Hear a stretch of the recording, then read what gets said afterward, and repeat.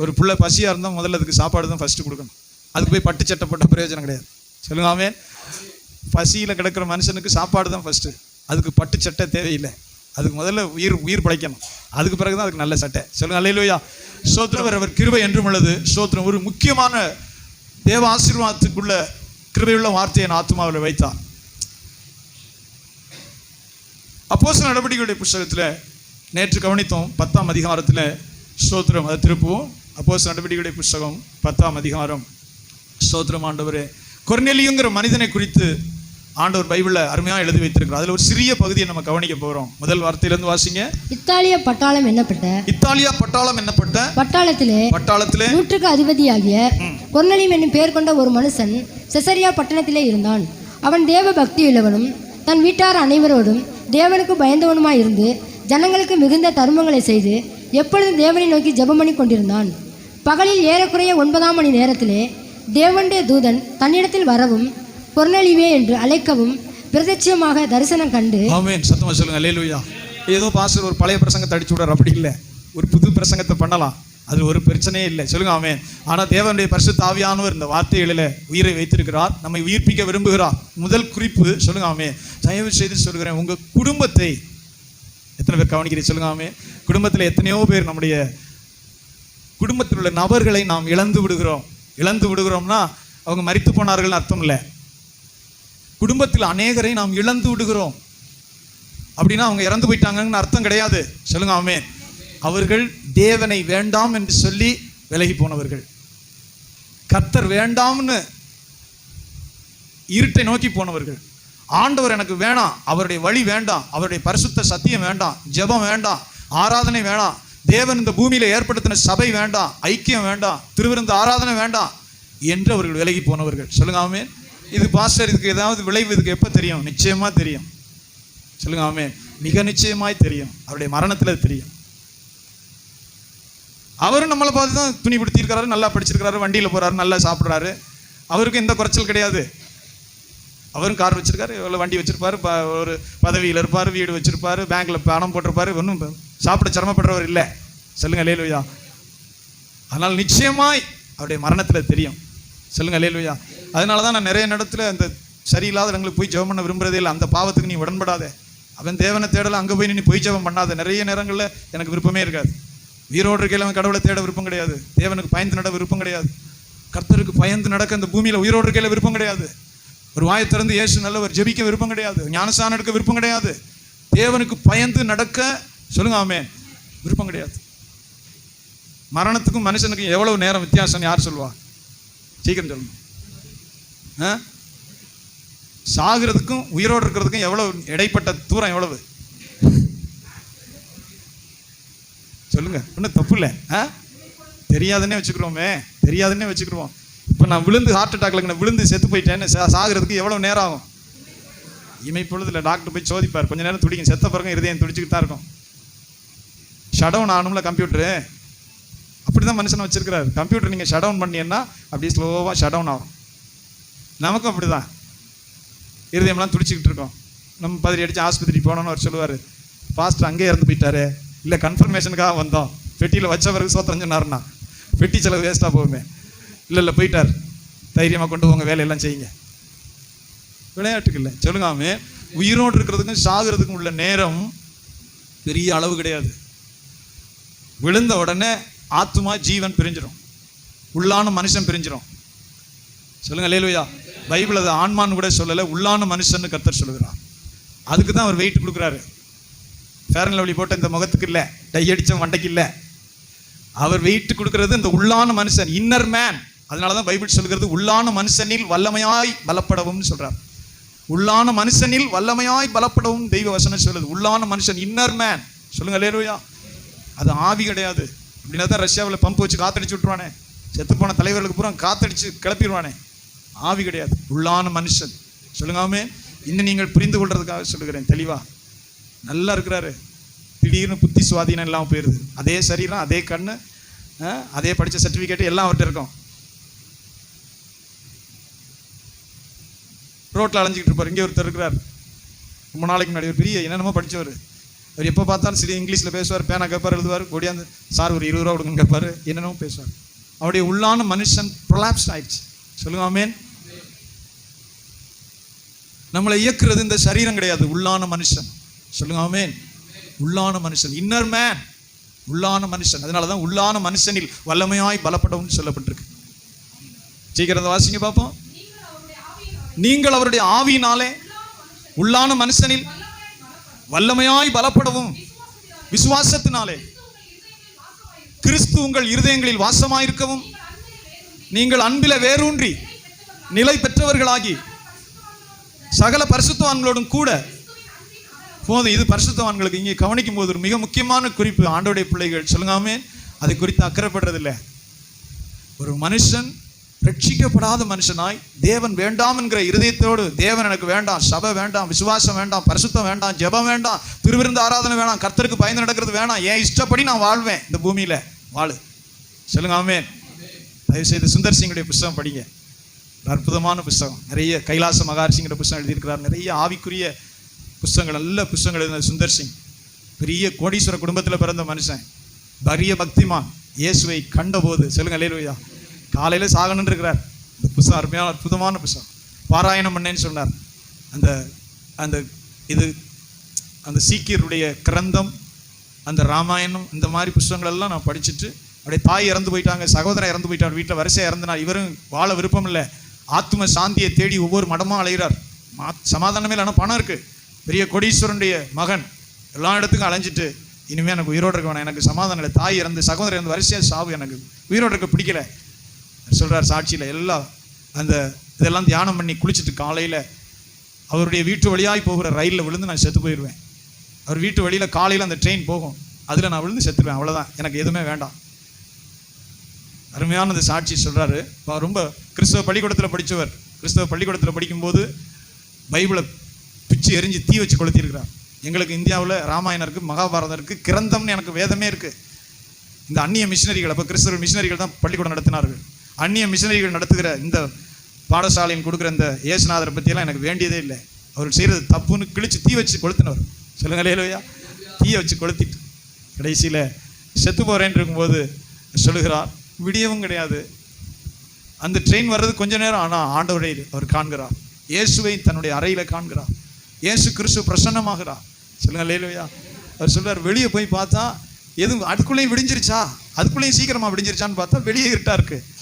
வெளியே நல்லா தான் இருட்டா இருக்கு, 4 மணிக்கு எங்கே வெளிச்சம் வரும், ஆனால் உள்ள மகிமை ஆண்டவரை முகமுகமாய் கண்டார். சொல்லுங்க அல்லேலூயா. ஆண்டவர் தன்னை வெளிப்படுத்தினார்.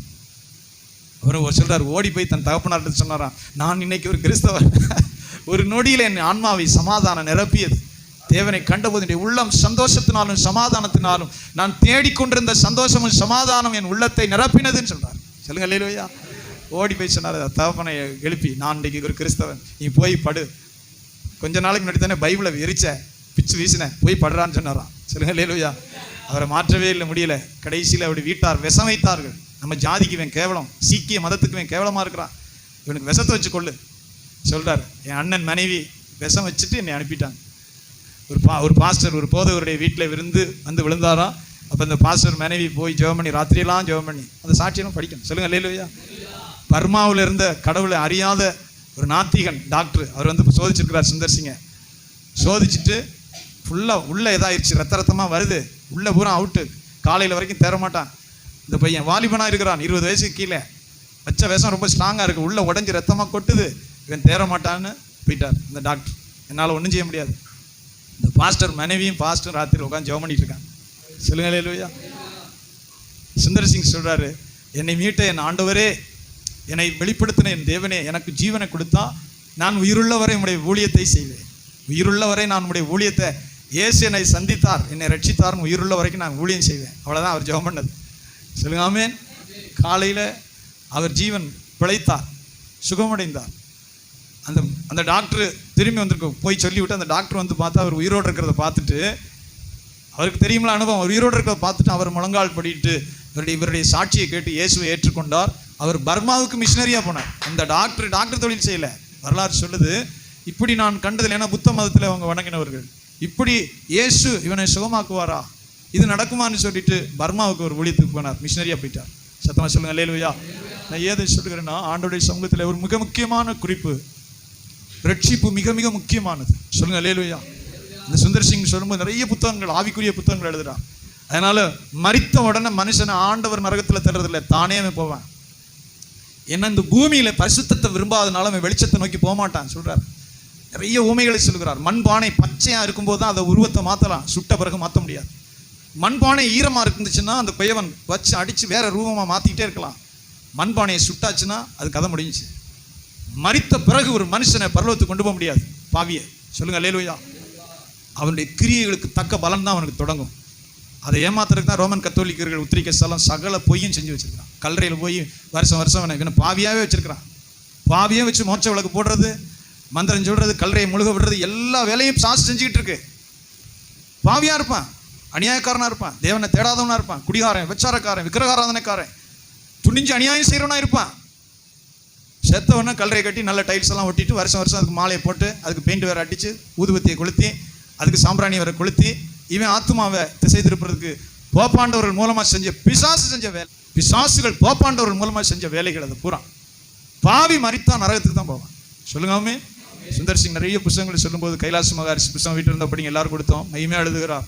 ஒரு பாவி மரிக்கும் போது அவன் உள்ளான மனுஷன் அவனை விட்டு வெளியே வருது, அது வெளிச்சத்தை பார்க்கவே முடியாதுங்கிறார். ஏன்னா அது வெளிச்சத்தை இந்த பூமியில விரும்பினதில்லை. ஒருவன் சொல்லுங்காமே.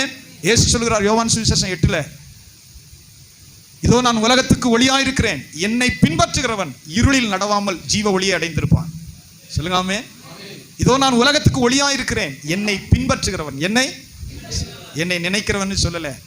ஞாயிற்றுக்கிழமான மந்திர புஸ்தகத்தை வச்சு 2 மந்திரத்தை அடிச்சு விட்டு போறவன்னு சொல்லல. சாஸ் அப்படி வஞ்சிச்சுக்கிட்டு இருக்கு. எழுதின மந்திர புஸ்தகத்தை வச்சு 2 மந்திரத்தை வாசிச்சுட்டு போறவன் அப்படியெல்லாம் சொல்லல. சொல்லுங்காமே.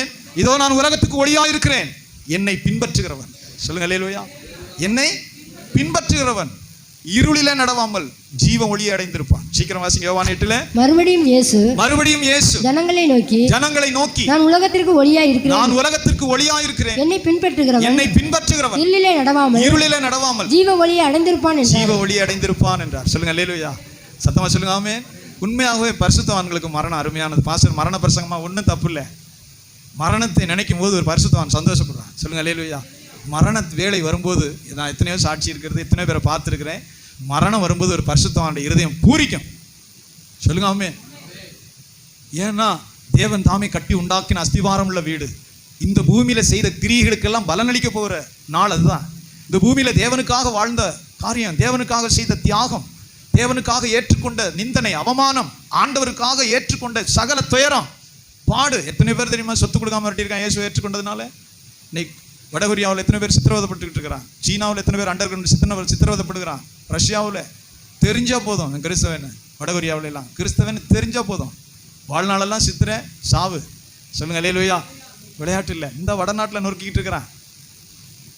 கிறிஸ்தவங்கிறது இந்த மாதிரி எல்லாரும் ஃபேன் போட்டு அழகான சோஃபா போட்டு மியூசிக் போட்டு எந்த இடத்துல இருக்கு? இயேசுன்னு சொன்ன கைப்பிடியா பிடிச்சு கொலை செய்ய போற இடங்கள் எத்தனை நாடுகள் இருக்கிறது? சொல்லுங்க அல்லேலூயா. அதனாலதான் வசனம் சொல்கிறது, பிந்தினோர் முந்தினோராய் போவார்கள் மகிமையை நோக்கி. நம்ம ஒரு நாள் போகத்தான் போறோம். அன்னைக்கு தெரியும். ஒரே ஒரு கேள்வி, நீ என்ன செஞ்ச ஆண்டவருக்கு? அந்த கேள்விக்கு எல்லாரும் பதில் சொல்லணும். நீ தேவனுக்கா நீ என்ன செஞ்ச? செவம் கூட பண்ணதில்லை ஆண்டவரே. ஸ்தோத்திரம். சொல்லுங்க அல்லேலூயா.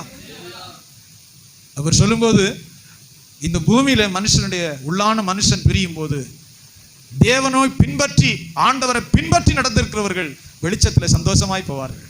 சொல்லுங்க அல்லேலூயா. பரிசுத்தவானுடைய மரணம் அவருடைய பார்வைக்கு அருமையானதுன்னு வசனம் சொல்லுது. உலகத்துல எந்த மதமும் மரணத்தை அருமைன்னு சொன்னதில்லை.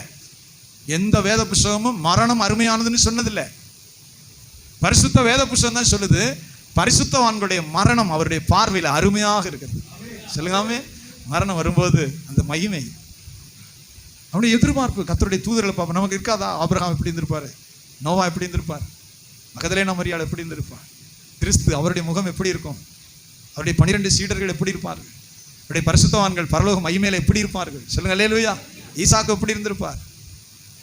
சொல்லுங்க அல்லேலூயா. வசனம் அப்படி சொல்கிறது. வெளிப்படுத்தின விசேஷம் முழுவதும் பரிசுத்தவான்கள் கனிதரும் விருட்சங்களை பற்றி, கண்ணாடி கடலை பற்றி, மகிமையை பற்றி சொல்லுகிறது. அழியாமையுள்ள அந்த பரம எருசலேமை பற்றி சொல்லுது. சுந்தர் சிங் சொல்லும்போது அநேகந்தரன் அவர் எடுத்துக்கொண்டதை பற்றி சொல்றார். அவர் அநேகந்தரவை எடுத்துக்கொண்டு கொரிந்து புத்தகத்தில் 14 வருஷங்களுக்கு முன்பு ஒருவன் எடுத்துக்கொள்ளான்னு சொல்லி பவுல் தன்னையை மறைச்சு சொல்றார். சொல்லுங்க அல்லேலூயா. அப்போ அது மகிமை. இப்போ இந்த பூமியில் நம்மளை விட்டு இறந்து போனோம்ல நம்ம நினச்சிக்கிட்டா இருக்கிறோம். போன வரைக்கும் சரின்னு நினைப்போம், இழுத்துக்கிட்டு கிடந்தா. ஆசீர்வாதமாக நமக்கு நன்மையாக இருந்தால் சரி இருக்கட்டும், நமக்கு துயரமாக இருந்தால் போன வரைக்கும் சரி, எப்போ போகும் எல்லாருக்கும் தான். அதை பற்றியெல்லாம் பெருசாக நம்ம நினைக்கிறது இல்லை. ஆனால் தேவனுடைய வார்த்தை சொல்லுகிறது, சொல்லுங்க ஆமென், அவருடைய கிரியைகள் அவர்களோடு கூட போகும். அதனால தான் கர்த்தருடைய மனுஷன், சொல்லுங்க ஆமென், ஒரு முதல் குறிப்பு மனதில் வைங்க. கர்த்தருடைய ஜனம், சொல்லுங்க அல்லேலூயா, உங்க குடும்பத்தில் எல்லாரும் ரட்சிக்கப்பட்டிருக்கிறார்களா என்பதை குறித்து அக்கறை செலுத்துங்க. சத்தமா சொல்லுங்க அல்லேலூயா. உங்க குடும்பத்தோட நீங்க ரட்சிக்கப்பட்டிருந்தா, குடும்பத்தோட தேவனுக்கு பயந்து நடந்தா, குடும்பத்தோட, சொல்லுங்க அல்லேலூயா, குடும்பத்தோட நாங்க எல்லாரும் ரட்சிக்கப்பட்டிருக்கிறோம், எல்லாரும் ஞானஸ்நானம் பெற்றிருக்கிறோம், எல்லாரும் பாவத்தை விட்டு விலகி நாங்கள் பரிசுத்தத்தோடு தேவனை பின்பற்றுகிறோம், நீங்கள் பாக்கியவான்கள். சத்தமா சொல்லுங்க அல்லேலூயா. ஒரு குறிப்பு சொல்லுகிறது, ஆண்டவர் மோசையை எடுத்து நம்ம ஒரு கொஞ்சம் ஆவிக்குரிய சக்தியில் அடுத்த ஸ்டேஜுக்கு போவோம். இப்போ நம்ம மரிச்சிட்டோம், நம்ம சொந்தக்காரர்கள் நமக்கு அடையாளம் தெரியுமா? சீக்கிரம் சொல்லுங்க, பிரசங்க நேரம் இல்லாமல் போயிடறாங்க. நம்ம இறந்து போயிட்டோம், நம்ம தகப்பர் இருந்திருப்பாரு, தாய் தாத்தா பாட்டி சித்தப்பா அவர் இவர் நம்மளை பழகினவர்களாக இருந்திருப்பாங்க, நமக்கு உறவினர்களாக இருந்திருப்பாங்க, இல்லாமல் யாரும் இல்லை. அவங்களெல்லாம் நமக்கு தெளிவாக ஞாபகம் தெரியுமா? பார்க்க முடியுமா? சீக்கிரம் சொல்லுங்க. உண்டு இல்லை, என்னமோ சொல்லி விடுங்க பாஸ்டர். தெரியாதா? சொல்லுங்க. தெரியுமா தெரியாதா? தெரியாது. ரொம்ப தெளிவாக இருக்கணும் இல்லை, ரொம்ப சொல்லுங்க. சரி, அவங்க வசனம் சொல்கிற கரெக்ட் தான், அவங்க சொல்கிற வசனம் சரி தான். இன்னும் கிட்ட சொல்லுங்க, தெரியுமா தெரியாத ஒரு முடிவுக்கு வரும். ஒன்றும் பிரச்சனை இல்லை, போகும்போது ஒரு முடிவுக்கு வந்துடலாம். சொல்லுங்க ஆமென், சொல்லுங்க அல்லேலூயா. வேத ஆராய்ச்சியாளர்கள், அது ஒரு கருகலான சத்தியம் தான். ஆனால் பைபிளில் வேத ஆராய்ச்சியாளர் சொல்லும்போது ஒரு முக்கியமான குறிப்பை சொல்லுகிறாங்க. இந்த பரலோக நரகங்கிற அந்த படத்தை வேதத்தின் அடிப்படையில் எடுத்திருந்தார்கள். இப்போ சொல்லும்போது மோசேயை பார்த்து சொல்லுகிறார், சொல்லுங்க ஆமென், மோசே மலை உச்சியில் மரிக்க போகும்போது சொல்றார், நீ மரித்து உன் ஜனத்தாரோட சேர்க்கப்படுவாய். சொல்லுங்க அல்லேலூயா. நீ மரித்து உன் ஜனத்தாரோட.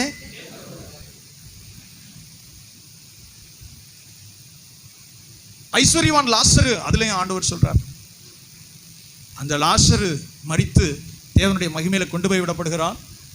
ஐஸ்வர்யவான் மரித்து கண் அங்கே மூடுறான், பாதாளத்தில் தன் கண்களை ஏறெடுக்கிறான். சொல்லுங்க ஆமென். பாதாளத்தில் தன் கண்களை ஏறெடுக்கிறான். அவன் அறியாத உலகம், அவன் நினைத்து பார்க்காத உலகம், அவன் எதிர்பார்த்ததில்லை இப்படி ஒன்று நடக்கும்னு. பாதாளத்தில் தன் கண்களை ஏறெடுத்து, சொல்லுங்க ஆமென், தூரத்திலே லாசருவை காண்கிறான்.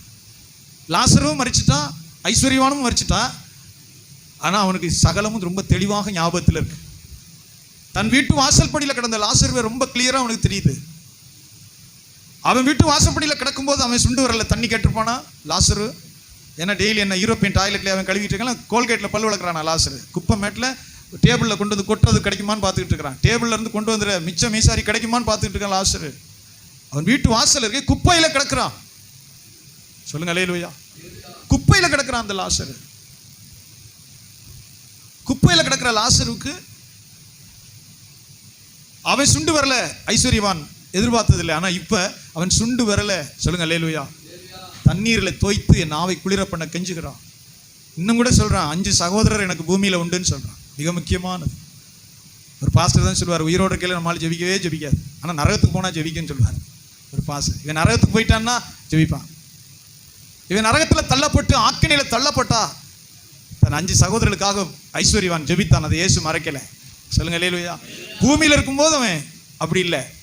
இன்னும் ஒரு பாஸ்டர் சொல்லும்போது அதை விவரித்து சொன்னார், அநேகர் நரகத்துக்கு போறதுக்கு காரணமே அவருடைய முரட்டாட்டம் தான். சொல்லுங்க அல்லேலூயா. அநேகர் நரகத்தில் தள்ளப்படுவதற்கு காரணம் அவருடைய முரட்டாட்டம், ரிபெல்லியஸ். கவனித்து பாருங்க, அந்த ஐஸ்வர்யவான் இந்த பூமியில எதுக்குமே அவன் ஆமாம்னு சொன்னதே இல்லை, எதையும் அவன் மனதில் ஏற்றுக்கொண்டது கிடையாது. அவன் இப்போ மரித்து நரகத்தில் பாதாளத்தில் தள்ளப்படுகிறான். இப்போ அங்கிருந்து என்ன சொல்றான் பார்த்தீங்கன்னா, அப்படி அல்ல என் தகப்பனேன்னு சொல்றான். ஆங்கிலத்தில் நே அப்படின்னு இருக்கு, நோ, அதான் அர்த்தம்.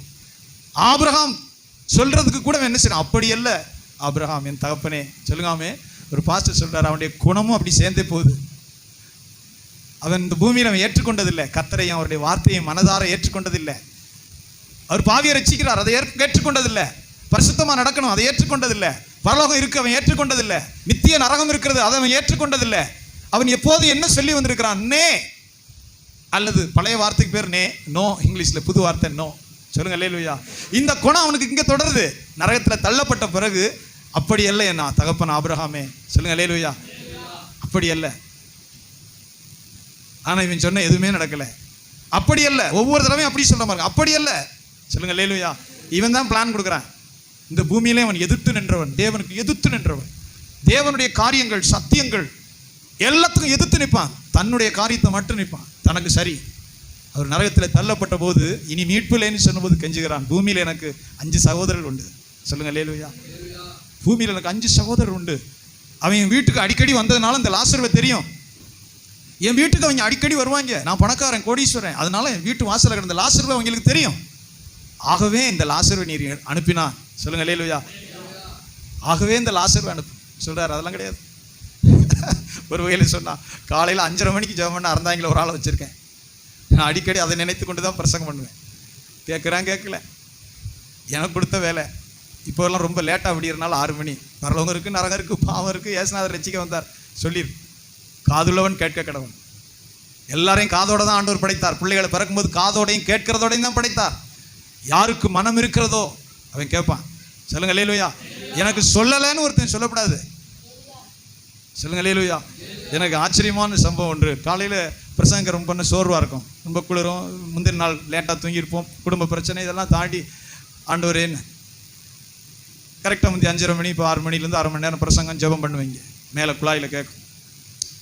அப்போ அடிக்கடி எனக்கு ஒரு சோறு வருது. யார் கேட்குறா, எதுக்கு நம்ம போட்டு யாரும் எந்த பாஸ்ட்டும் நமக்கு தெரிஞ்சு எந்த பாஸ்ட்டும் புதுக்கோட்டை மாவட்டம் யாரும் செய்யலையே, நம்ம எந்த வேலை செஞ்சுக்கிட்டு இருக்கோம்னு தோணும். சொல்லுங்க அல்லேலூயா. உன்னை இதுக்கு தான் இங்கே வச்சுருக்கேன், அனுமதிக்கிற வரைக்கும் செய், சொல்லுங்க அல்லேலூயா. இன்னும் கூட அதை உறுதிப்படுத்தும்படி ஒரு காரியம் நடந்தது. கொரோனா பீக்கில் இருக்குது. இங்கே சபைக்கும் வரக்கூடாது, நானும் வெளியே போகக்கூடாது, வீட்டுக்கு விட்டு போகக்கூடாது. பஸ் ஸ்டாண்டெல்லாம் மார்க்கெட்டாக மாற்றிருந்தது எத்தனை பேருக்கு தெரியும்? மறந்துருப்பீங்க நீங்கள் சீக்கிரத்தில். பஸ் நிற்கிற இடம் பூரா மார்க்கெட்டு, கட்டையை போட்டு இங்கிட்டு வராது அங்கிட்டு வராது, ரொம்ப கெடுபிடி. அப்போ ரொம்ப ஆச்சரியமாக இருந்தது. பார்த்தோம்னா அங்கே எங்களுக்கு இன்னைக்கு வரைக்கும் யாருன்னே தெரியாது. இன்னைக்கு வரைக்கும் யாருன்னு தெரியாது. ஒரு பிள்ளை ஒரு வயசுக்கு வந்த ஒரு பிள்ளை ஒரு 17-18 வயசு இருக்குமா தெரியல, திடீர்னு வந்து ஒரு கவர் கொடுத்துட்டு அதில் ஒரு 10,000 ரூபா காணிக்க வச்சு கொடுத்து போயிடுச்சு. அது கடைசியில் பார்த்தா காலையில் பிரசங்கம் கேட்குறாங்க. சொல்லுங்க ஆமென். காலையில் இங்கிட்டு பிரசங்கம் கேட்குறது அதிகமாக ஆர்சி ஆளுன்னு நினைக்கிறேன். அதெல்லாம் 50 காசு 1 ரூபாய்க்கு மேலே போட்டு பழக்கம் இல்லை. 1 ரூபாய்க்கு மேலே டிங்குன்னு அதுக்கு தான் அதுக்கு பழக்கமும் கிடையாது, அதுக்கெல்லாம் கொடுத்தது கிடையாது. பெரிய ஆச்சரியமாக இருந்துச்சு எனக்கு. ஆண்டவரே, என்ன நினைக்கிறேன்னா சபை வர முடியாது, சபையில் எல்லாரும் வர முடியாது, மக்கள் வந்து எதுவும் பாசிட்டிவ் கொடுக்க முடியாது, எல்லா பக்கமும் லாக்குடு, அங்கிட்டு போகாத இங்கிட்டு போகாத ரொம்ப கெடுபிடியில் இருக்கிறான். அதையெல்லாம் மீறி வந்து 1.5 கொடுத்துங்க. ஆமாம், கொடுத்துட்டு யார் என்னன்னு விவரம் கேட்குறக்குள்ள விழுந்துடுச்சு, ஓடிடுச்சு. நான் நினைத்து பார்த்தேன், எலியாவுக்கு காக்கா அனுப்புன மாதிரி நான் நினச்சேன். சொல்லுங்க அல்லேலூயா. ஒரு ரட்சிக்கப்படலைன்னு நினைக்கிறோம். ஒரு ஆர்சிக்காரன் அவன் 10,000 ரூபா காணி கொண்டு வந்து பாஸ்டர் கொரோனா காலத்தில் அவர் பட்டினியாக கிடப்பார், சோறு தண்ணிக்கு என்ன செய்வார், அவர்கிட்ட கொண்டே கொடுத்துருவான்னு யாரே ஒருத்தனை காலையில் பிரசங்கம் கேட்குறவன் எங்கிட்ட இன்னைக்கு வரைக்கும் யாருன்னே தெரியாது எனக்கு. சொல்லுங்க அல்லேலூயா. ஏன் சொல்லுகிறேன்னா, ஆண்டவர் தன்னுடைய வேலைகளை இவர் செய்து கொண்டு தான் இருக்கிறார். சொல்லுங்க ஆமென்.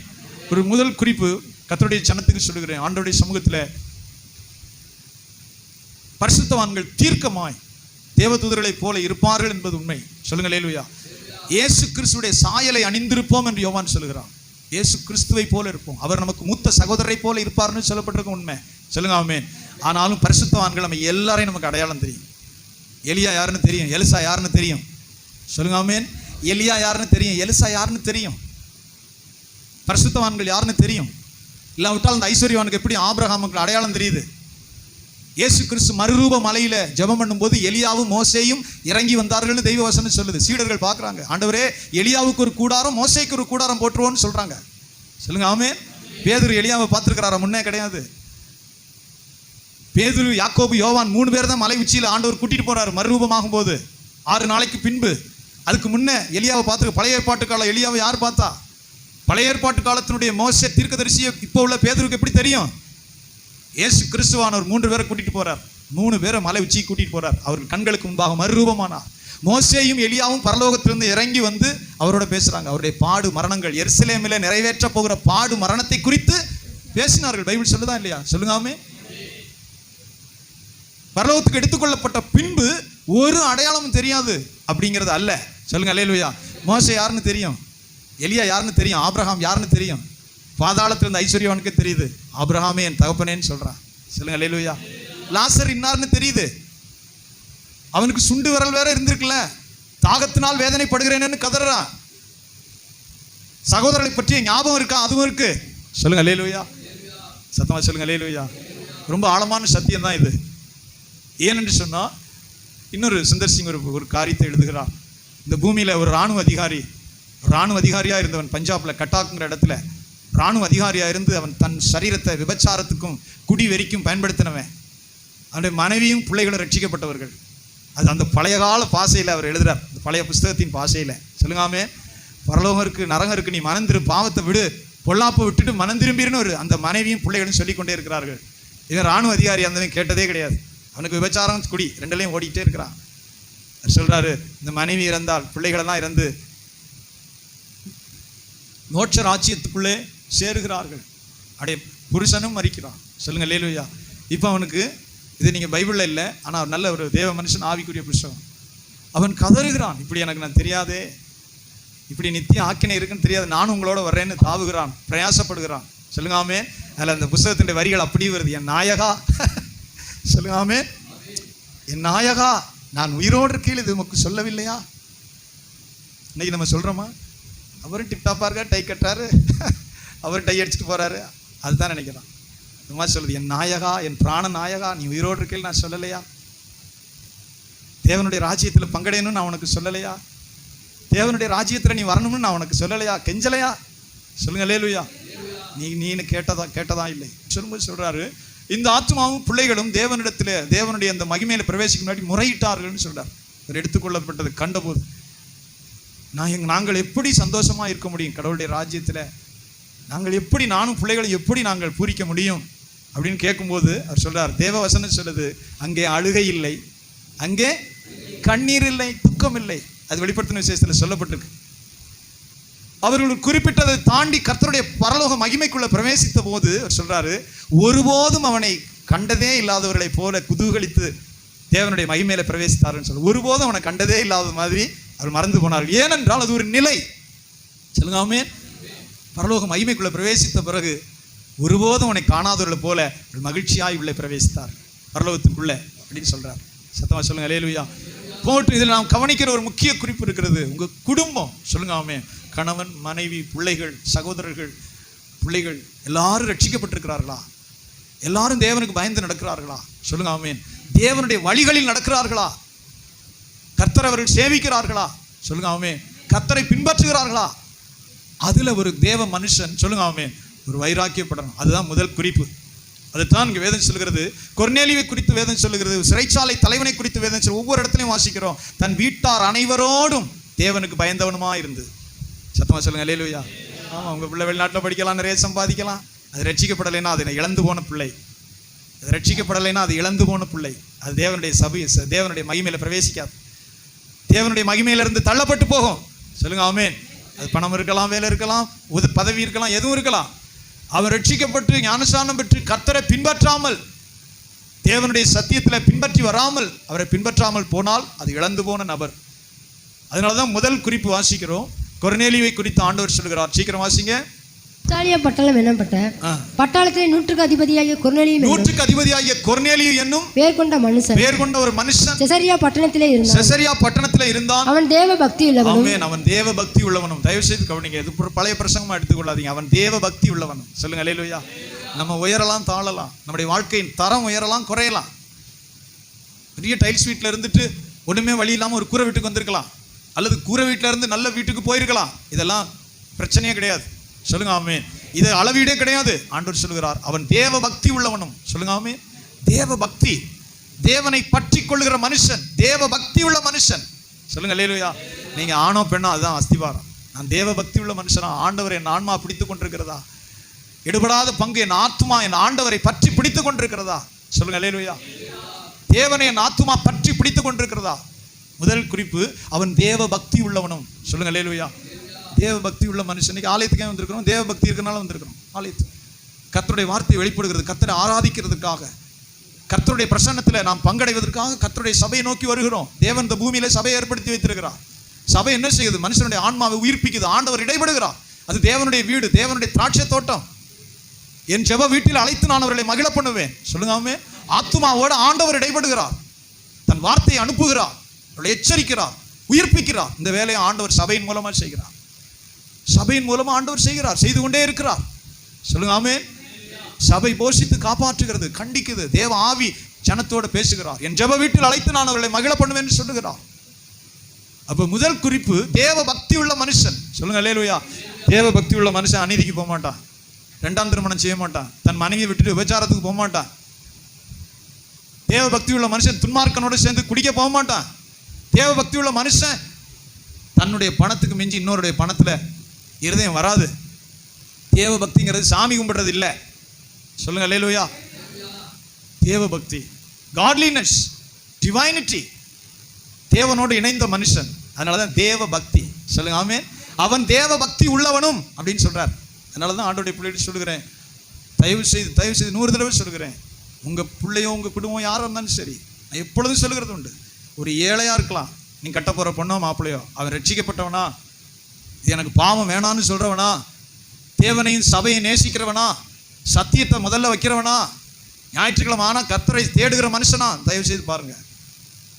பாக்கி காலெல்லாம் அப்புறம் வந்துடும், பாக்கியெல்லாம் அப்புறம் வந்துடும், தன்னால வரும். கொஞ்சம் கொஞ்சமா விருத்தி ஆயிடுவான். சொல்லுங்க அல்லேலூயா. இது எதுவுமே இல்லாம உலகத்துல இருக்கிற யாரையோ ஒன்று பிடிச்சி கட்டினா நரியினுடைய சாயம் வெளுக்கிற மாதிரி வெளுத்துரும். மல்லு கட்டவே முடியாது. நீங்க அவனுடைய இருதயம் இருக்காது, அவன் இருதயம் தேவனை கண்டதில்லை. நரியினுடைய சாயம் வெளுத்துரும். சொல்லுங்க ஆமென். பிசாசுடைய தூண்டி முள்ளது. எத்தனையோ பொம்பளை பிள்ளையுடைய வாழ்க்கையை நான் பார்த்து வருகிறேன். முழங்காலில் நிற்பான் பாஸ்டர், பைபிள் அப்படி நெஞ்சோட வச்சிருப்பான் பாஸ்டர், வெள்ளை சட்டை போட்டு முழங்கால நின்றுக்கிட்டு இருப்பான் பாஸ்டர். 1 மாதம் தாண்டுமா? கடந்த காலத்தில் பழைய ஆட்கள் சொல்லுவாங்க, ஆசை 60 நாள், மோகம் 30 நாள்னு. இந்த பால் புளிக்குன்னு சொல்லும்போது அவன் வழக்கம் போல போய்கிட்டு இருப்பான். அவனை கொண்டு வர்றதுக்கு ஆளே கிடையாது. சொல்லுங்க அல்லேலூயா. அவனை திருப்பி கொண்டு வர முடியாது. கழுதையோட இருதயம் வேற, மாடுடைய இருதயம் வேற. மாட்டையும் கழுதையும் ஒன்னா சேர்ந்தா அவனுக்கு உழுக முடியாது. அது ரொம்ப தெளிவா சொல்லுகிறார். விசுவாசிக்கும் அவிசுவாசிக்கும் எந்த இணைப்பும் கிடையாது. சொல்லுங்க அல்லேலூயா. 1 2 சிலது ரட்சிக்கப்படலாம், சிலது ரட்சிக்கப்பட்ட மாதிரி நடிச்சு பொழுத ஓட்டிட்டு போயிட்டே இருக்கும். தேவ மனுஷனுடைய வைராக்கியம், தேவ பக்தி உள்ளவனும். அடுத்த வசனம் சொல்லுது, தன் வீட்டார் அனைவரோடும். சொல்லுங்க ஆமென். வாசிக்கிறோம், தன் வீட்டார் அனைவரோடும். எத்தனை பேர் கவனிக்கிறேன்? சொல்லுங்க அல்லேலூயா. நம்ம பிள்ளைகள் 5 பிள்ளை இருந்தால் 5 பிள்ளையும் படிக்க வைக்கணும்னு நினைக்கிறோம்ல, 5 பிள்ளையும் நல்ல வேலைக்கு போகணும்னு நினைக்கிறோம், 3 பிள்ளை நல்ல வேலைக்கு போகணும்னு நினைக்கிறோம், நல்ல சம்பளத்தில் போகணும் எல்லாரும் நினைக்கிறோம்ல. சொல்லுங்க ஆமென். என் பிள்ளை ஜெபம் பண்ண மாட்டேங்கிறான் பாஸ்டர், அந்த பாரம் இருக்கா? என் பிள்ளை சபைக்கு வர மாட்டேங்கிறான், என் பிள்ளை ஞானசாரம் எடுக்க மாட்டான், என் பிள்ளை செல்ஃபோனில் சினிமா பார்த்துட்டு அலைகிறான், ஆபாச படம் பார்த்துட்டு அலைகிறான். அந்த வேதனை இருக்கணும், உபவாசம் இருந்து ஜெபம் பண்ணணும். அவன் மனம் திரும்புறதுக்காக அது மிக முக்கியமானது. அவன் பதவியில் இருக்கிறான், அதெல்லாம் காரியமே கிடையாது. சொல்லுங்க அல்லேலூயா. வீட்டார் அனைவரோடும்.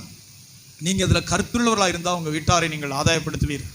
வீட்டார் அனைவரோடும் தேவனுக்கு பயந்தவனுமா இருந்து. சொல்லுங்க ஆமென். சத்தமா சொல்லுங்க அல்லேலூயா. இந்த ஒரு வைராக்கியம். நானும் என் வீட்டாருமோ என்றால் கர்த்தரையே சேவிப்போம். யோசுவா சொல்லுகிறான். அந்த வசனத்தை நீங்கள் கவனித்தான். நானும் என் வீட்டாருமோ என்றால் கர்த்தரையே சேவிப்போம். கர்த்தரை சேவிப்பது ஆகாது என்று உங்களுக்கு கண்டால் பின்ன யாரை சேவிப்பீர்கள்? எத்தனை பேர் கவனிக்கிறீங்க? சொல்லுங்க ஆமென். சத்தமா சொல்லுங்க அல்லேலூயா. நடந்து சொல்லுகிறேன். வீட்டில் நான் கொஞ்சம் ரொம்ப ஸ்ட்ராங்கா இருப்பேன். என்னை ஆண்டவர் சின்ன வயதில் ரட்சித்தார். 15 வயசுக்கு பின்பு நேற்று கூட சாட்சி சொன்னேன், ஒரு திருடனாக சினிமா பைத்தியக்காரனாக அலைஞ்சிக்கிட்டு இருந்தேன். கர்த்தரனை மீட்டு ரட்சித்த போது நான் வைராக்கியமா ஆண்டவரை தேட, சொல்லுங்க ஆமென், வைராக்கியமா ஆண்டவரை தேட பின்பற்றி வந்தேன். முதல்ல எங்கள் வீட்டை சுத்தப்படுத்தினேன். வீடு பூரா முதல்ல இதாக இருக்கும். எங்கள் தாத்தா ஜாதகம் பார்த்துக்கிட்டு இருப்பார். வீட்டில் பிள்ளை பிறந்துச்சுன்னா ஜாதகம் பிராமணர்கிட்ட போய் இத்தனாம் தேதி பிறந்துச்சு, நல்ல நேரம் கெட்ட நேரம்லாம் போட்டு அடித்து ஒவ்வொரு பிள்ளைக்கும் ஜாதகம் எழுதிடுவார் மறைச்சிக்கிட்டு வந்து. பிள்ளைய வயசுக்கு வந்தால் ருதுவான நேரம்னு சொல்லி அதை என்னென்ன ஏமகண்டம் காலாக அதெல்லாம் போட்டு அடித்து அதுக்கு ஒரு குறிப்பு. நீங்கள் எத்தனை பேர் செய்தியிலோ தெரியல, செஞ்சால் இன்னைக்கு கேட்குறதோட விட்டுருங்க. அது பெரிய பெரிய பாவம். ரகசியமாகவும் ஏதோ எழுதுனீங்கன்னா பெரிய பாவம், அதை விட்டுருங்க. சொல்லுங்க ஆமென். அதுக்கும் ஆண்டவருக்கும் சம்மந்தமே கிடையாது. நல்ல காலம் கெட்ட காலம் ராகு காலம் அந்த குப்பைக்கு அதில் ஆண்டவர்கிட்ட சம்மந்தமே கிடையாது. சொல்லுங்க அல்லேலூயா. நான் ரட்சிக்கப்பட்டு வீட்டுக்குள்ளே நினைக்கும் போது வைராக்கியத்தோடு வந்தேன். மேலே பெட்டி பெட்டியாக இருக்கும். வீட்டில் யாருமே ரட்சிக்கப்படல. அவ்வளவும் எடுத்து இருந்தால் தானே வாசலில் போட்டு கொளுத்தி விட்டேன். அடுத்து விக்கிரகம் சுருவம் கும்பிடுறது. சீக்கிரத்தில் அவங்களை கொண்டு வர முடியல. சுருவம் கும்பிடுவாருங்க தாத்தா. அதெல்லாம் ஒன்றொன்னா காலி பண்ணி வீட்டை சுத்தப்படுத்தணும். சொல்லுங்க ஆமென். சத்தமாக சொல்லுங்க அல்லேலூயா. சும்மா ஈஸி கிடையாது குடும்பத்தோடு ஆண்டவர்கிட்ட கொண்டு வர்றது. இடையே தம்பி சாமியாருக்கு போயிருந்தான். அப்போ திருமானூரில் நவ துறவரம். அதுக்கு பிறகு நோவிஷேட் அங்கே முடித்தவொன்னே அவனுக்கு அங்கி போட்டு சாமியார் ஆக்கி விட்டுருவாங்க. அவன் லோயலெல்லாம் படிச்சுட்டு அப்படியே அங்கே படிச்சுக்கிட்டு இருந்தான். நிறைய சொந்தக்காரர்களுக்கு வருது, நம்ம குடும்பத்தில் ஒரு சாமியார் இருந்தால் நல்லது தான், என்ன புள்ள ஒட்டிட்டு வேலை கிடைக்கும்ல, குறுக்கு வழியில் போய் அங்கே எங்கே வேலையை வாங்கிடலாம், டீச்சர் ஆகிடலாம், நம்மளுக்கு ஒரு ஆள் இருக்கட்டும், நமக்கு ஒரு ஆள் சாமியாராக இருக்கட்டும். நான் சொன்னேன், முகத்தில் முடிக்காத, இன்றைக்கி அதான் சொல்லுவேன், என் முகத்திலே முடிக்கக்கூடாது. அவனும் ரட்சிக்கப்பட்ட பின்பு இது நடந்தது. குடும்பத்தில் ரட்சிக்கப்பட்டவனு குடும்பம் ரட்சிக்கப்படணும், அழுது ஜெபம் பண்ணுங்க, தேவன் அறிவார். என் அறை பூட்டி இருக்கும், அழுதுகிட்டே இருப்பேன், அழுதுகிட்டே. என் பிள்ளைகளை ஆசீர்வதிங்க, என் குடும்பத்தை உயர்த்துங்க, அந்த ஜெபமே எனக்கு இல்லை. எல்லாருக்கும் வேலை கிடைக்கணும், எல்லாருக்கும் கல்யாணம் கிடைக்கும், அதெல்லாம் நினைக்கல. என் குடும்பத்தில் எல்லாரும் ரட்சிக்கப்படணும் ஆண்டவரே. அறை சாத்தியிருக்கும், 3 மணி 4 மணி வரைக்கும் அழுதுகிட்டே இருக்கும். முழங்காலம் மடக்கி அழுகும்போது ஜெபம் பண்ணும்போது என் காலை சூக பிடிச்சிடும். 3 மணி 2 மணிலாம் அழுதுட்டு அப்படியே சாஞ்சு கிடப்பேன், காலை நீட்ட முடியாது, சூக பிடிச்சிடும். சூக என்ன தெரியுது, அதானே இது சூக பிடி. கொஞ்சம் நேரம் சென்று தான் ரத்த ஓட்டம் காலுக்கு வரும். தேவன் அறிவார். அதெல்லாம் எங்கள் குடும்பம் எல்லாரும் ரட்சிக்கப்பட எல்லாருக்கும் அழுது ஜெபம் பண்ணுவேன். ஏன்னா இன்னைக்கு ஜனங்கள் அதை விட்டுட்டாங்க. சொல்லுங்காமே அடே தம்பி, ஃபாதருக்கு போக வேண்டிய சூழ்நிலை சொன்னேன். ரட்சிக்கப்பட்ட பின்பு ரட்சிக்கப்பட்டோம், உயிர்த்தெழுந்த ஆண்டவர் மகிமையில இருக்கிறார், நமக்கு தெரியும். நீ இப்போ போய் அழுந்த மாதிரியான தூவம் காட்டிக்கிட்டு இருந்தீங்கன்னா, இப்போ போய் அச்சிஸ்ட செவத்தியாரே அச்சிஸ்ட எவரே ஒரு யாரையோ இப்போ அதே மறந்து போய் சந்தோனியாரே செவஸ்தியாரே அது இதுன்னு ஆட்டிக்கிட்டு இருந்தீங்கன்னா அங்கே போய் பருவத்து போக மாட்டேன். சத்தியம் தெரிஞ்சிருச்சு, தூக்கி வீசிட்டு வந்துரு. சொல்லுங்க ஆமென். அவன் வருது, ஆனால் ஆண்டவர் கிருபையில் முடிவெடுத்தான், வேண்டாம். இன்னைக்கு எத்தனை குடும்பங்கள், நமக்கு ஒரு சாமியார் இருந்தால் தேவையில்லையே, வேலை கிடைக்குமே, பேய் சாசு பாவம்னு தெரியுது, அநியாயம்னு தெரியுது, விக்கிரக ஆராதனைன்னு தெரியுது. நம்ம குடும்பத்தில் 2 பேர் இருந்தால் நம்ம பிள்ளையெல்லாம் முன்னேறுமே. குறுக்கு வழி. சொல்லுங்க அல்லேலூயா. ரட்சிப்பை பெருசாக நினைக்கணும். எத்தனையோ சம்பவங்கள் சொல்ல முடியும். என்னுடைய தங்கச்சிக்கெல்லாம் 30 வயசு திருமணம் ஆகையில் குடும்பத்தோடு ரட்சிக்கப்பட்டோம், மாப்பிள்ளை வரல. அது கொஞ்சம் கருப்பாக குட்டையாக இருக்கும். நாங்கள் ஆம்பளை பிள்ளைய தான் கொஞ்சம் உயரம், பிள்ளையெல்லாம் கொஞ்சம் குட்டையாக தான் இருக்கும். ஸ்டாஃப் நர்ஸ் புதுக்கோட்டையில் அப்போ அங்கே போயிட்டுருக்கு, வந்துக்கிட்டு இருக்கு. எங்கள் அம்மா ஃபோன் பண்ணிக்கிட்டே இருப்பாங்க, ஒரு வாத்தியார் வர்றாருப்பா. விசுவாசியவா பார்க்குறதுங்க, மொத்தம் வாத்தியாராக இருக்கணும், கவர்மெண்ட் எம்ப்ளாயியாக இருக்கணும், கை நிறைய சம்பளம் வாங்கணும், கால் நிறையா. என்னத்தை சொல்ல, எதுக்காக சொல்லுகிறேன்னா, மூத்த மகன் நான் வைராக்கியத்தோட இன்றும் அப்படிதான், இன்றைக்கும் அதை விட்டு விலகாத. அதுதான் உன்னை கர்த்தரிடத்தில் கொண்டு போகும். சொல்லுங்காமே. நான் சொன்னேன், நான் கல்யாணத்துக்கு வரமாட்டேன், உங்கள் இஷ்டப்படி நீங்கள் நடத்திக்கிறணும். எனக்கு இந்த மனுஷ தயவு, மனுஷ முகத்தாச்சினி அதெல்லாம் எனக்கு 2ஆம் பட்சம். ஆண்டவர் வேணும்னா நான் கல்யாணத்துக்கு வரல, என்னமோ பண்ணிக்கிறேங்க. என்னப்பா நான் செய்வேன், பிள்ளைக்கு வயசு போகுதப்பா, தங்கமாக வர்றாரு, தங்கமாக வர்றாரு, ஒரு ரட்சிக்கப்படலையே, அடுத்து தகரமாக டாஸ்மார்க்கு போவார், அப்புறம் பஞ்சாயத்துக்கு நானும் வர முடியாது, வழக்கம் போல் டாஸ்மார்க்கு கூட்டிகிட்டு போவார். அப்புறம் வேறு எங்கெங்கே ஒரு பெரிய வீடு, சின்ன வீடு, நடு வீடெல்லாம் இருக்கும், அது நமக்கு தெரியாது. பேய்கள் அங்கங்கே வச்சுருக்கோம், முடியாதே. சொல்லுங்க அல்லேலூயா. இயேசு கிறிஸ்து ரட்சிக்கப்பட்டவன், மனம் திரும்பினவே, ஞானஸ்தானமே இந்த சபைக்கு போகிறான்னு சொல்லணும். அந்த பாஸ்டர் நான் கேட்கணும், ஐயா அவர் நீங்கள் நல்ல பிள்ளைன்னு சொல்லுவீங்களா ஐயா, சபைக்கு வர்றானா, நல்ல பையனா, அவன் விசுவாசியா இல்லை விச ஊசியா, உள்ளதை சொல்லிடுங்க. வெள்ளச்சட்டை போட்டு வர்றதுக்காக சொல்லாதியா, விசுவாசியா விச ஊசியா தெளிவாக சொல்லி விட்டுருங்க. சொல்லுங்க அல்லேலூயா. அமைதியாக தான் இருந்தேன்.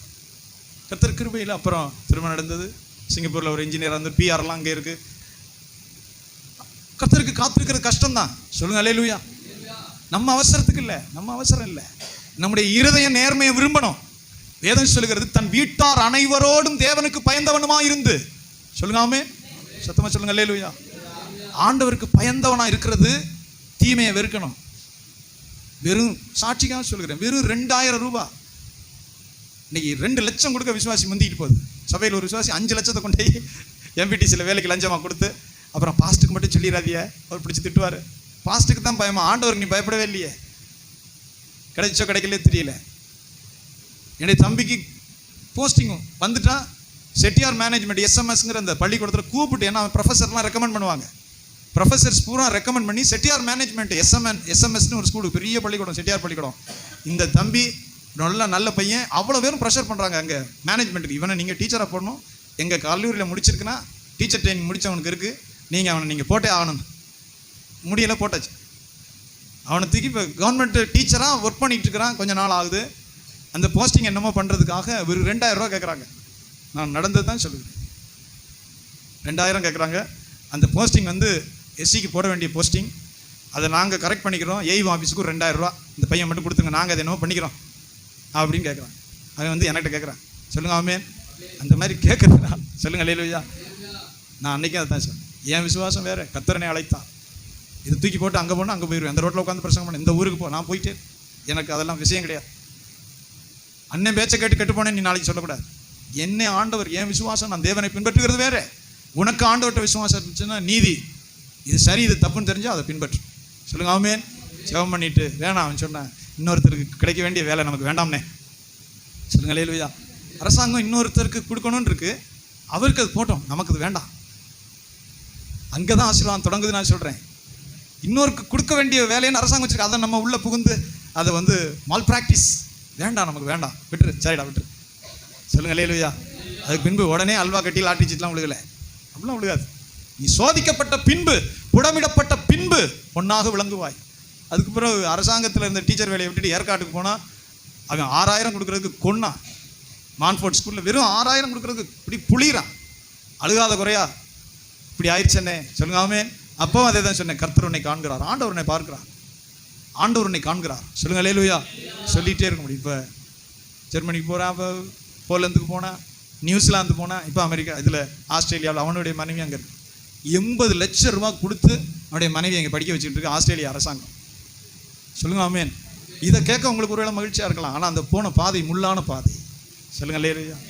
முள்ளில் நடந்து போன பாதை இருக்கு, தேவன் தான் வேணும்னு சொன்ன பாதை இருக்கு, இந்த அநீதி வேணாம்னு சொன்ன பாதை இருக்கு. சொல்லுங்க ஆமென்.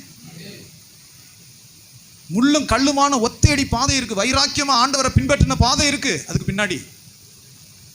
இன்னைக்கு தெரிகிற பெரிய பசுமை அது இல்லை விஷயம். வேதம் சொல்கிறது, தேவ பக்தினா சாமியை நினைக்கிறதே இல்லை. Please listen. அப்படி நினைச்சா ஏமாந்து போயிருவீங்க. இயேசுநாதரை நினைச்சுக்கிட்டு பாடுறது இல்லை தேவ பக்தி. இயேசுநாதருக்காக வாழ்வது, இயேசுநாதரை பின்பற்றுவது, இயேசுநாதர் சொல்றதுக்கு கீழ்ப்படிவது, இயேசுநாதருக்கு பிரியமானதை செய்வது, that's called the godliness. அவன் தேவ பக்தி உள்ள மனுஷன்னா கும்பிட்டு சோத்திரம் பண்றதில்லை, அவன் வாழ்க்கை அதுக்கு சான்று. அவன் தேவ மனுஷன், அவன் தேவனுடைய மனுஷன். சொல்லுங்க ஆமென். He is a man of God. அவன் தேவ மனுஷன், அவன் பரிசுத்தவான், அவன் நீதிமான். அவனோட கர்த்தர் இருக்கிறார், அவனோட தேவன் இருக்கிறார், அவன் நீதிமான், பரிசுத்தவான். சொல்லுங்க ஆமென். நம்ம தேவ பக்தினா சாமி கும்பிடுறதும் பாட்டு பாடுறதும் இல்லை, தேவனுக்காய். சொல்லுங்க ஆமென். தேவனை சிநேகிப்பது, தேவனை பின்பற்றுவது, தேவன் விரும்புகிறதை தெரிந்தெடுப்பது, தேவன் எதை விரும்புகிறாரோ அதை செய்வது. அது கஷ்டமாக தான் இருக்கும், அது எல்லாரும் பாராட்ட மாட்டாங்க, மனுஷனுக்கு அது பிடிக்காது. சொல்லுங்க அல்லேலூயா. நாம் சரியாய் புரிந்து கொள்வோமானால் வேதம் சொல்கிறது, இந்த கொர்நேலியை பற்றி வேதம் சொல்கிறவன் தேவ பக்தி உள்ள மனுஷனும் தன் வீட்டார் அனைவரோடும் தேவனுக்கு பயந்தவனுமாய் இருந்து. Please listen. சொல்லுங்க அல்லேலூயா. தன் வீட்டார் அனைவரோடும், சத்தமா சொல்லுங்க, தன் வீட்டார் அனைவரோடும் தேவனுக்கு பயந்தவனுமாய் இருந்து, தேவனுக்கு பயந்தவனுமாய் இருந்து மிகுந்த தர்மங்களை. அடுத்த வசனத்தை வாசிங்க பார்ப்போம்.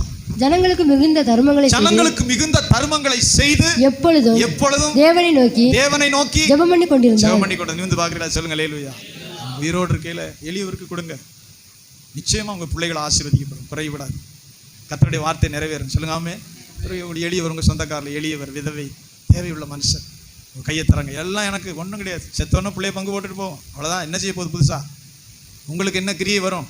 உயிரோடு இருக்கும்போது உங்களுடைய கையை தரணும். சொல்லுங்க அல்லேலூயா. கர்த்தருக்கு ஜனங்களுக்கு மிகுந்த தர்மங்களை செய்தான்னு போட்டிருக்கு. அதுக்காக ஓட்டாண்டியாக போனால் இல்லை. சொல்லுங்க ஆமென். எல்லாமே எனக்கு எல்லாமே அது இல்லை. பார்க்குறோம், ஒரு கிறிஸ்மஸ்லாம் போகும்போது எனக்கு சந்தோஷப்படுவேன். கிட்டத்தட்ட நெருக்கி ஒரு 50,000 ரூபாய்க்கு வந்துடும் செலவு. அந்த அளவுக்கு இல்லைனாலும் ஆண்டவரே அதை செய்ய கிருபை கொடுக்குறான். சில பாஸ்டர்கள், சில வித அவங்களாம் சந்தோஷப்படுவாங்க. போகும்போதெல்லாம் நீங்கள் பாஸ்டர் எப்போ வருவியேன்னு இருக்கோம் அப்படின்லாம் சொல்லுவாங்க. என்ன இருக்குது அவன்கிட்ட பாஸ்டர் பிள்ளைகள், சின்ன பிள்ளைகள், சின்ன சின்ன சபைகள், அவங்களாம் சந்தோஷப்படுவாங்க. சொல்லுங்க அல்லேலூயா. நிச்சயமா தேவன் அந்த பதிலளிப்பான். கொர்நேலியை பற்றி சொல்லப்பட்டிருக்கிறது, அவன் தான தர்மங்களையும் செய்கிறவனாக இருக்கிறான். கையை விட்டு போகணும், அப்போ ஆண்டவருடைய கை திறக்கும். கையை விட்டு போகும்போது அவருடைய கை நமக்கு திறக்கும். சொல்லுங்க ஆமென். இவ்வளவுதானே, இதை வச்சு நான் என்ன செய்வேன்? அதுக்கு பைபிளில் இடமே கிடையாது. நீ தேவனை விசுவாசித்தவன் கையை திறக்கும் போது அவர் தன் கையை திறப்பார். 4வது குறிப்பு சொல்லப்பட்டிருக்கவன் எப்பொழுதும் தேவனை நோக்கி ஜெபம் பண்ணுகிற மனிதனாக இருக்கிறான். சொல்லுங்க அல்லேலூயா. சரியான மனுஷர்கள் தான் ஜெபம் பண்ண முடியும். பாவத்தில் சிக்கிறவர்கள் ஜெபிக்க முடியாது. தேவனோடு சரியாக நடக்கிறவர்கள் தான் எப்பவும் ஜெபம் பண்ண முடியும். சொல்லுங்க ஆமென். தேவனோட சரியாக நடக்கணும் மனுஷன் தான் எப்பொழுதும் ஜெபிக்க முடியும்.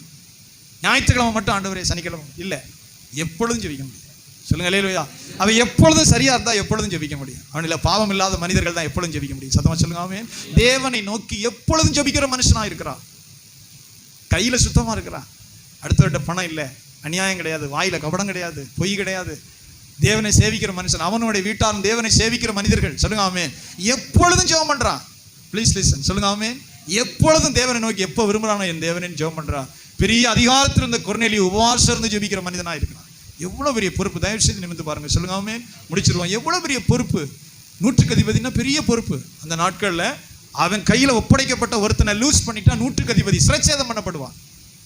அதனாலதான் பவுலை கொண்டு போறாங்க, கப்பல்ல கொண்டு போகும்போது சொல்றாங்க எல்லாரையும் வெட்டிடுவோன்னு சொல்றான் நூற்றுக்கு அதிபதி. பவுலோட சேர்ந்து கைது பண்ணி கொண்டு போறவர்ல, ஏன்னா தப்ப விட்டாச்சுன்னா ராயனுக்கு பதில் சொல்லணும், ரோம சக்கரவர்த்திக்கு பதில் சொல்லணும். அதனால அவங்கள தப்ப போற நிலைமை இருந்துச்சு, எல்லாரையும் வெட்டிடுவோன்னு பார்த்தோங்கிறான். பவுல் குறுக்கிட்டு வேணான்னு சொல்லுங்காமே, நாங்க எல்லாரும் பத்திரமா இருக்கோம். இதே போல சிறைச்சாலை உடையுது 16ஆம் அதிகாரத்துல. சிறைச்சாலை தலைவன் பட்டயத்தை நட்டு தான் விழுந்து சாக போறான். ஏன்னா ஒருத்தன் தப்பிச்சு ஓடிட்டான்னா பதில் சொல்ல முடியாது. இங்க மாதிரி ஜாமீன் பெயிலு அதெல்லாம் கிடையாது. உன் வசத்துல ஒப்படைக்கப்பட்டவன் எங்க காணா, ஐயா போயிட்டான், உடனே அவனை கொல்லணும். அந்த நாள்ல விதி. பேதுரு சிறைச்சாலையில் அடைக்கப்பட்டிருக்கிறான். கர்த்தருடைய தூதனானவர் சிறையை உடைச்சு பேதுருவை கொண்டு வர்றார். போயிட்டார், பேதுரு போயாச்சு. பைபிள்ல வாசிக்கிறேன், ஏரோது விசாரித்து சிறைச்சேதம் பண்ண கட்டளையிட்டான். 4 பேரா காவல் காத்துக்கிட்டு இருக்காங்க.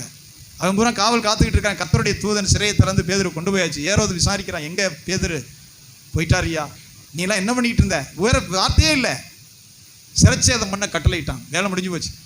நூற்றுக்கு அதிபதிங்கிற வேலை பெரிய பொறுப்பு. சொல்லுங்க ஆமென்.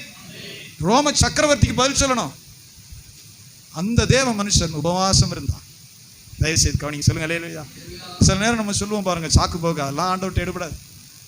மனம் இருந்தால் மார்க்கம் உண்டு, அவ்வளவுதான். உனக்கு மனசு இருந்தால் மார்க்கம் இருக்கு. சொல்லுங்க ஆமென்.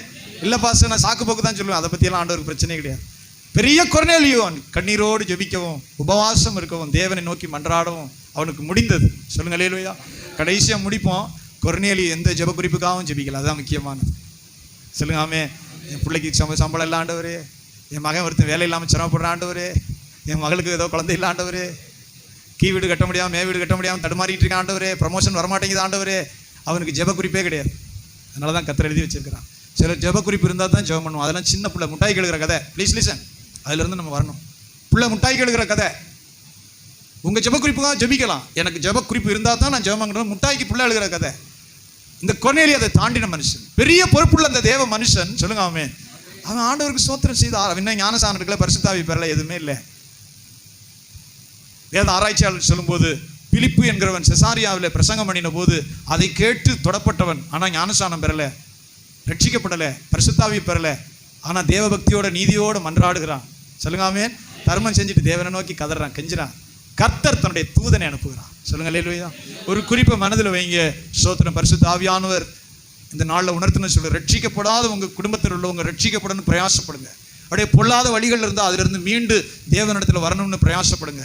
அவளுக்கு சொல்லுங்க, ஜெபம் பண்ணுங்க, கண்டிங்க, அப்படியே பாவத்தை உணர்த்துங்க. சொல்லுங்க ஆமென்.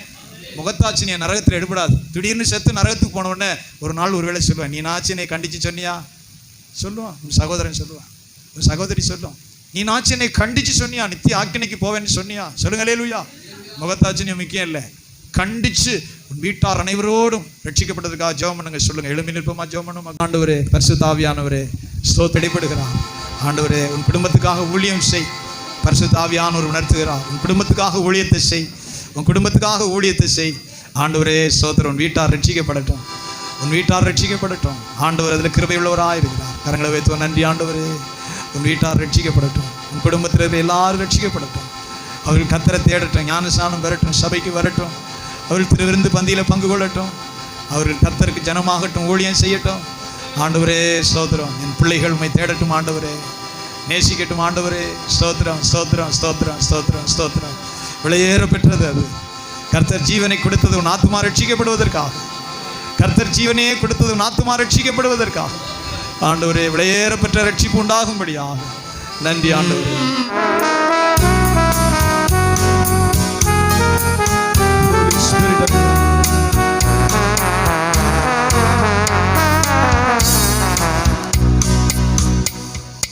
Holy Ghost, we praise you. You are holy. இரக்கம் உள்ளவரே, மனதுருக்கம் உடையவரே, இரக்கம் உள்ளவரே, மனதுருக்கம் உடையவரே, நீடிய சாந்தம் பொறுமை அன்பு நிறைந்து வாழ்பவரே, நீடிய சாந்தம் பொறுமை அன்பு நிறைந்து வாழ்பவரே இயேசு ராஜா ஸ்தோத்திரம் இயேசு ராஜா ஸ்தோத்திரம் ஸ்தோத்திரமே ஸ்தோத்திரமே உயிருள்ள நாடெல்லாமே பூமியில உயிரோடு இருக்கிற நாடெல்லாம் முழு உள்ளத்தோடு உயிருள்ள நாடெல்லாமே உமக்கு ஸ்தோத்திரமே ஸ்தோத்திரமே உயிருள்ள நாடெல்லாமே உமக்கு ஸ்தோத்திரமே ஸ்தோத்திரமே உயிருள்ள நாடெல்லாமே உம்மை கூப்பிடும் யாவருக்கும் ஆண்டவர் சர்வ வல்லவர் அருகாமையில் இருக்கிறவர் கூப்பிடும் யாவருக்கும் மிக அருகில் இருப்பவரே உம்மை கூப்பிடும் யாவருக்கும் அருகில் இருப்பவரே குரல் தன்னை கேட்டு விடுதலை தருபவரே நன்றியோடு துதிப்போம் ஆமென் ஆமென் ஆண்டவரே நன்றியோடு தருபவரே இயேசு ராஜா ஸ்தோத்திரம் இயேசு ராஜா ஸ்தோத்திரம் ஸ்தோத்திரமே ஸ்தோத்திரமே உயிருள்ள நாடெல்லாமே உமக்கு ஸ்தோத்திரமே ஸ்தோத்திரமே உயிருள்ள நாடெல்லாமே உமக்கு ஸ்தோத்திரமே ஸ்தோத்திரமே உயிருள்ள நாடெல்லாமே கர்த்தருடைய பிள்ளையே கர்த்தருடைய ஜனமே என் பிள்ளை ஆசீர்வாதமாக இருக்கணும் என் பிள்ளை நல்ல வேலைக்கு போகணும் நல்ல சம்பளம் வாங்கணும் நல்ல வீடு வாங்கணும் நல்ல வசதியாக என் பிள்ளை வாழணும் விரும்புகிற நீங்கள் என் பிள்ளை ரட்சிக்கப்படணும் என் பிள்ளை தேவனுக்கு பயந்து நடக்கணும் என் பிள்ளை கர்த்தருக்கு பிரியமாக நடக்கணும் என் பிள்ளை தேவனுடைய மனுஷனா தெய்வ பக்தியோடு நடக்கணும் தேவனுக்கு பயந்தவனா என் மகன் இருக்கணும் என் சகோதரன் இருக்கணும் அதுதான் கர்த்தர் விரும்புகிற வாஞ்ச கரங்களை உயர்த்துவோம் நன்றி ஆண்டவரே நன்றி ஆண்டவரே நன்றி ஆண்டவரே நன்றி ஆண்டவரே ஜெபம் பண்ணுவோம் பிதாவே மை ஸ்தோத்திரிக்கிறோம் அதுக்காக ஜெபம் பண்ணுங்க உங்களுடைய வீட்டில் உபவாசம் இருங்க ரட்சிக்கப்படாதவர்களுக்காக உபவாசம் இருங்க ரட்சிக்கப்படாத ஒவ்வொருவருக்காக உபவாசம் இருங்க கண்ணீரோடு ஜெபம் பண்ணுங்க கர்த்தர் மனம் இறங்கும்படியாய் அவர்களை தொடும்படியாய் ரட்சிக்கப்படும்படியாய் வீட்டார் அனைவரும் கர்த்தரிடத்தில் திரும்பும்படியாய் கர்த்தரை சேவிக்கும்படியாய் கர்த்தருடைய வழியில் நடக்கும்படியாய் ஆண்டவரை சேவிக்கும்படியாய் ஆண்டவரை அண்டிக் கொள்ளும்படியாய் கர்த்தருடைய பரிசுத்த வழியில் குடும்பத்தார் எல்லாரும் நடக்கும்படியாய் தேவனுடைய ஆராதனைக்கு வரும்படியாய் திருவிருந்தில் பங்கு கொள்ளும்படியாய் அவர்களும் கர்த்தரை சேவிக்க ஊழியம் செய்ய ஆண்டவர் அவர்களை மாற்றும்படியாய் அந்த ஜெபம் கர்த்தருக்கு பிரியமாக இருக்கிறது பரிசுத்தமுள்ள பிதாவே நன்றி செலுத்துகிறோம் இயேசு கிறிஸ்துடைய நாமத்தில் அன்பின் தகப்பனே கிருபையின் தேவனே எல்லா மனுஷரும் ரட்சிக்கப்படவும் சத்தியத்தை அறிகிற அறிவை அடையவும் அவர் சித்தமுள்ளவராக இருக்கிறார் ஆண்டவர் எல்லா மனுஷரும் ரட்சிக்கப்படவும் சத்தியத்தை அறிகிற அறிவை அடையவும் அவர் சித்தமுள்ளவராக இருக்கிறார் நன்றி செலுத்துகிறோம் விலையேற பெற்ற ரட்சிப்பு ஆண்டவரே எங்கள் குடும்பத்தில் ரட்சிக்கப்படாத ஒவ்வொருவரும் ரட்சிக்கப்பட வேண்டும் எங்கள் குடும்பத்தில் ரட்சிக்கப்படாத ஒவ்வொருவரும் ரட்சிக்கப்பட வேண்டும் அந்த ஐஸ்வர்யவான் பாதாளத்தில் கண்ணீரோடு கெஞ்சினா பூமியில் எனக்கு 5 சகோதரர் உண்டு லாசருவை அனுப்ப வேண்டும் என்று கெஞ்சினா தேவனே ஸ்தோத்திரம் எங்களுடைய குடும்பங்களில் ரட்சிக்கப்படாதவர்கள் தேவனிடத்தில் வராதவர்கள் தேவனை அறியாதவர்கள் தேவனை விரும்பாதவர்கள் தேவனை தேடாதவர்கள் தேவனுடைய சத்திய பாதையில் நடக்காதவர்கள் ஆண்டவரே ஒவ்வொருவரும் உடைய பாதத்தில் வர வேண்டும் அதற்காக நாங்கள் கண்ணீரோடு ஜெபிக்க ஆண்டவரே அவர்களுக்கு ஊழியம் செய்ய அவர்களை உம்மிடத்தில் கொண்டு வர நாங்கள் பிரயாசப்பட பரிசுத்த ஆவியானவர் எங்கள் ஆத்மாவில் பாரத்தை தர வேண்டும் கிருபையை தர வேண்டும் ஆண்டவரே ஒருவராயிலும் கெட்டு போகிறது நம்முடைய சித்தம் அல்ல சின்னஞ்சிறியரில் ஒருவர் கூட கெட்டு போவது என் பிதாவின் சித்தம் அல்ல. பரிசுத்த ஆவியானவர் அப்படி செய்யும்படியாய் நாங்கள் ஜெபிக்கிறோம். எங்களுடைய இருதயம் கிருபையினால் நிரம்படியாய் ஜெபிக்கிறோம். உடைய ஜனத்தை அந்த ஆசீர்வாதத்தினால் நிரப்பும். இயேசுவின் நாமத்திலேயே பிதாவே.